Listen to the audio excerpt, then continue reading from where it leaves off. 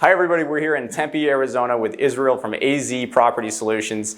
He's working on his fifth flip of the year. He's raising money, equity of over $1 million so he can continue to scale his operations. So we're going to walk through his business model, his strategy, and he's going to teach you a little bit about how he scaled his business and then potentially how you could be a little bit of a part of it.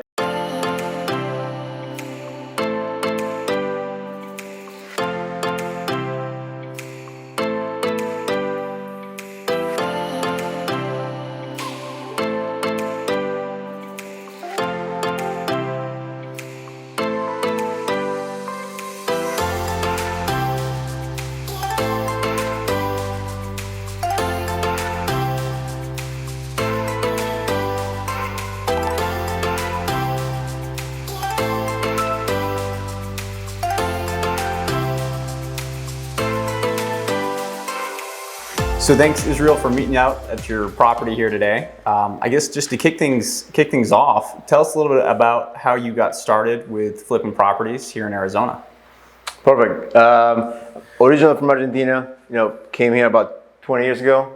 In Argentina, we used to work with homes as well. My dad used to kind of renovate homes. So then when I got here, I kind of, kept the bug going and, started looking for opportunities to do it too. So. And how long ago was that? I started about 10 years ago, and we were doing it just kind of one at a time, so it probably, I did maybe 2 or 3 a year or something like that. Then we got into rental market. We kept a lot of the properties, and we took a pause for a little bit, and then we got back at it again. So okay. And did you retain that rental portfolio, or are you primarily just fix and flipping now? Well, we sold whatever we had, moved into fix and flips, and now we're going back to a rental portfolio. Yeah. Gotcha. Yeah. Explain for me. Just explain why did you sell your portfolio to move into fix and flips, and now with the way that the market's shifting, why are you moving back into rentals? I think you learn from your mistakes. So we bought back in 2005. So we bought super high.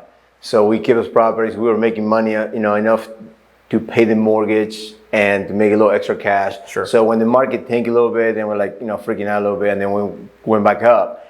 I wanted to get out. And also, I had the wrong type of property, in my opinion. I had condominiums. Okay.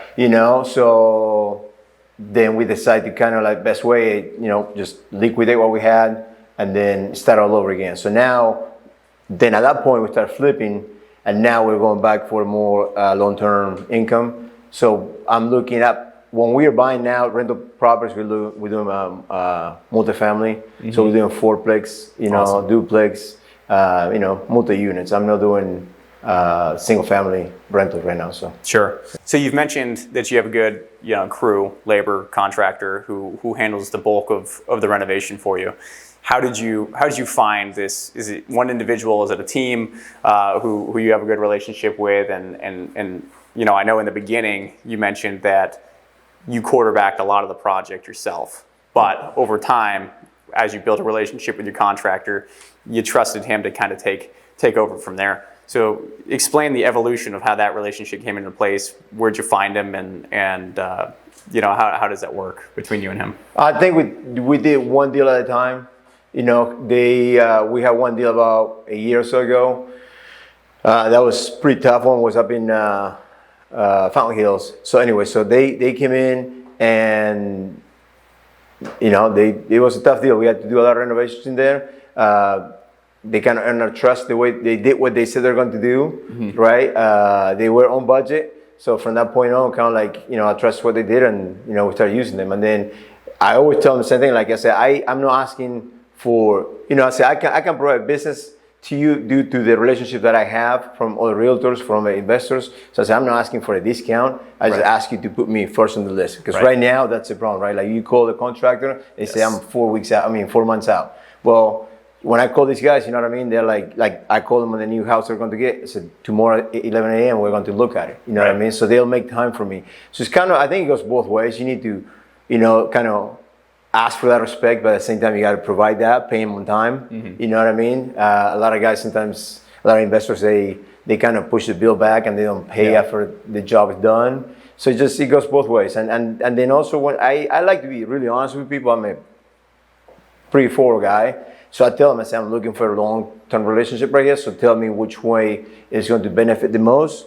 I tell you what I'm looking for, and then if we can, come to a common agreement, then we move forward. You know what I mean? So yeah.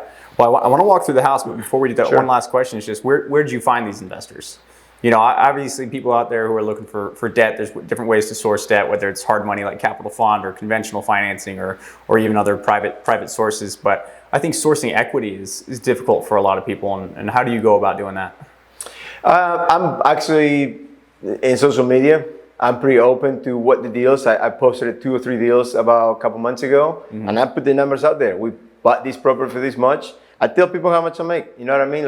I know some people keep it a secret, and this one we're shooting for 80 grand. You know what I mean? So, and then I tell them I bought it for this amount. This is how much it cost me. I do a lot. And I know that investors, they do however they want to run the numbers. I like running cash on cash return numbers. So if I say, bring 100,000, we'll pull 60,000. Well, that's a 60% return on your money. Right. So you tell me where you can go get that money. So as you put that out there and you talk to people, networking, then normally I run that. You know what I mean? Like the people ask me, hey, how much I'm going to get on my return. So I say, well, how much are you getting out of the bank right now? Yeah. So and if they say 10% because they're in mutual funds or whatever they're doing, I say, well, we can probably give you 20, 25, 30%. Depends on the deals. But that's the way I do it. You know what I mean? I show my numbers. I have nothing to hide. You know what I mean? If people want to go do it on their own, go for it. So, exactly. Yeah. So walk us through what you've done in here, what your vision is, and why you think that those adjustments add the most value to the home. Yeah. So for example, this room right here, when we bought it, this closet right here, it wasn't here. It was just one giant room. So you walk in here, you have this massive master bedroom, and no purpose to it, right? So we added, we run in the master closet from here. Oh no, we moved the bathroom right here, never mind. So now we added right here the master this way. Giving this bedroom a little breakdown, like for example, we'll probably put the bed right there, and then this right here can be like a reading, exercise, whatever type of room you want for as a buyer. You know what I mean? So now you kind of split it up a little bit. This is actually your bedroom. That can be home office or something like that. The other issue we had on this was a bathroom. Bathroom was a lot smaller. Vanities were right there. Tub was right here. It was a tiny little tub, like this high only. Like I don't even know why you have a tub like big. And then they had this little chunk of concrete right here. I think what happened was he's supposed to have a vent. Whoever had a property before us, supposed to have an air vent to vent the plumbing, and he just hit it on this little thing instead of making it go outside. So our shower actually used to be probably 2 feet shorter. It had like some kind of weird step up in here. So now we level the whole floor right here, and we made this 6 feet by 5 feet shower. So given this room, the whole bedroom now has a different feel, different purpose to it. You know what I mean? How much of your budget goes into the master bath and the kitchen? Out of the whole budget, it probably.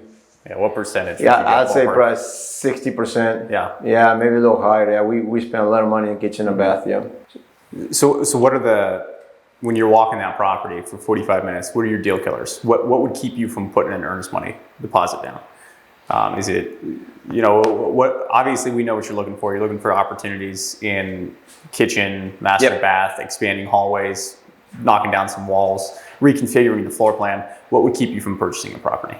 Me not be able to do none of the stuff. Like if I can't knock a wall down in the kitchen and make that kitchen a open floor plan concept, if I have a low bearing wall right here, you know what I mean? Like it's just. And as we move into this market now that's kind of softening a little bit, you need to put out a good product. You cannot now, before 2 months ago, I can probably do this rehab for a little less than I'm doing right now, and I'll probably be able to get away with it. But right now, you cannot. So right now, you have to make sure that at the time I go on the market, you gotta, we're looking always into the future, right? Like I'm looking at homes that are pending and have closed right now. But some of the active right now can actually hurt my combs in 3 months from now, right? So I need to make sure that I'm looking at them less like daily, especially in areas like this one right here. I can tell you what are the last 2 houses they closed and what they closed for because, I have money invested in here. Well, we've seen the master bath, so let's go look at the kitchen. Sure. I know you've done a lot in there.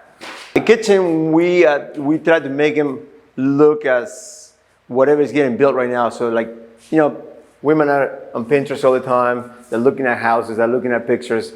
So that's what sells. So sometimes what you think, it doesn't matter, right? You got to go with the trend. So right now, open concept is what it is, and that's what we're going for. So on this one, actually, we had to do quite a bit of work. The stove was actually on this side of the wall right here. Fridge was right there too. Microwave was on top of it. Island was a little smaller. So what we decided to do was to keep the fridge right there. We made that a little bigger so you can put a 42, 40, whatever the big fridge is. And then we're going to put a pantry right there. We're going to have double door glass doors, what you call those frosted doors, it's a pantry on it. So put some fancy doors. We move the oven, microwave combo right there. We're going to throw actually the cooking top right here. So you'll be cooking, standing up right there. So if you have friends and family, you can entertain and be cooking at the same time. Sink still goes right there. That would be like a little peninsula with a overhang countertop. So we'll do bar stools and all that stuff on the other side. We might put some hanging lights, like pendants, lights right here on top of the island.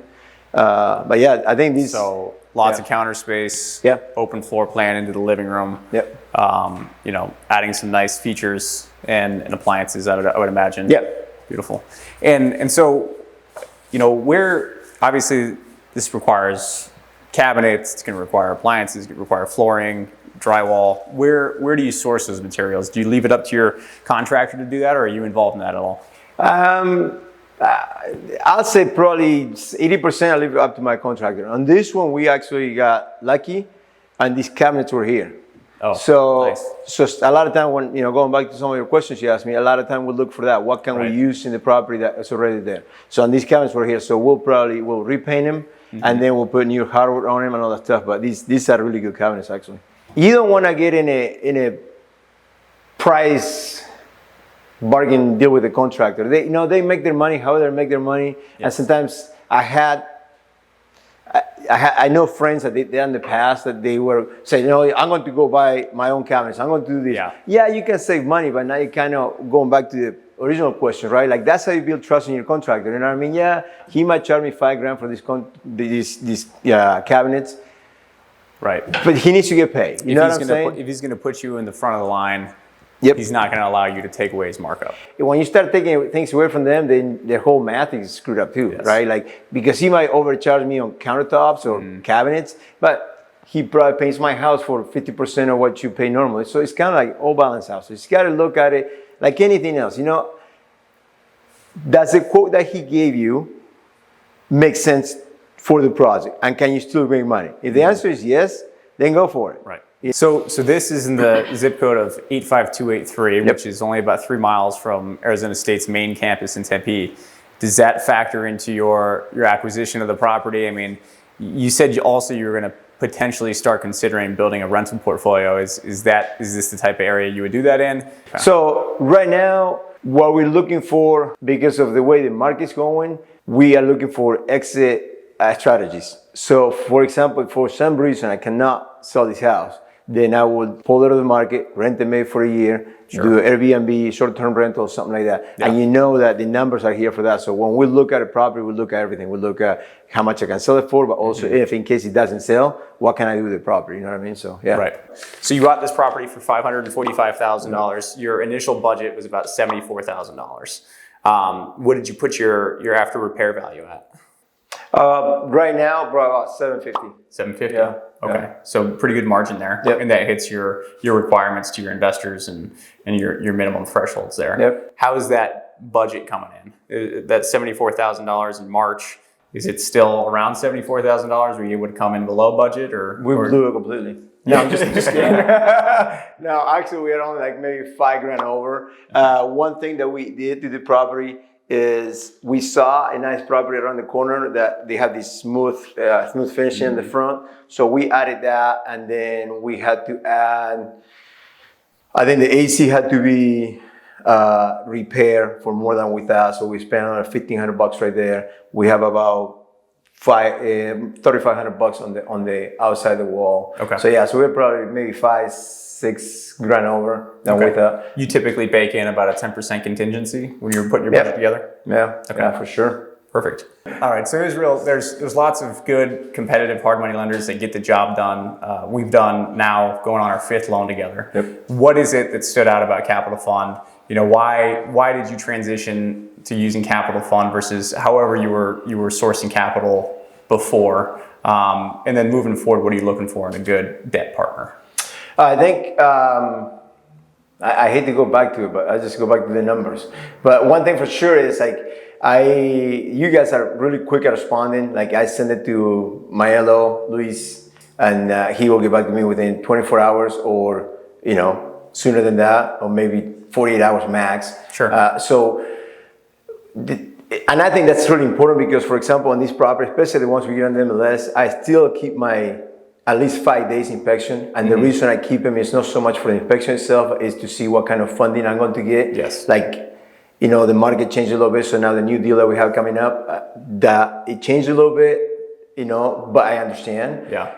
So I still going to budget for that. So it just makes it so much easier to me to run those numbers to figure out, well, this is going to be my down payment, this is going to be my interest payment. I know I'm going to hold it for at least 6 months or less than that. Yeah. And if I need to go over, I know how much that's going to be. Yeah. But I think it comes to understanding, not changing, fluctuating those numbers, you know, keeping it fair. Well, that's a huge point. Again, this is our audience is probably nationwide, and so we're not even in every state. But any hard money lender that you're talking to is looking for one that can give you a confirmation and approved loan term within 24 to 48 hours.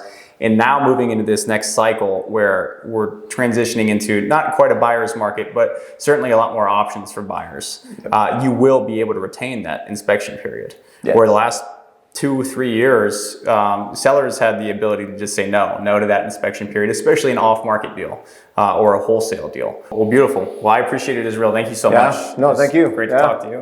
And look forward to seeing this on the MLS in the next few weeks. There we go. All right. Thank you.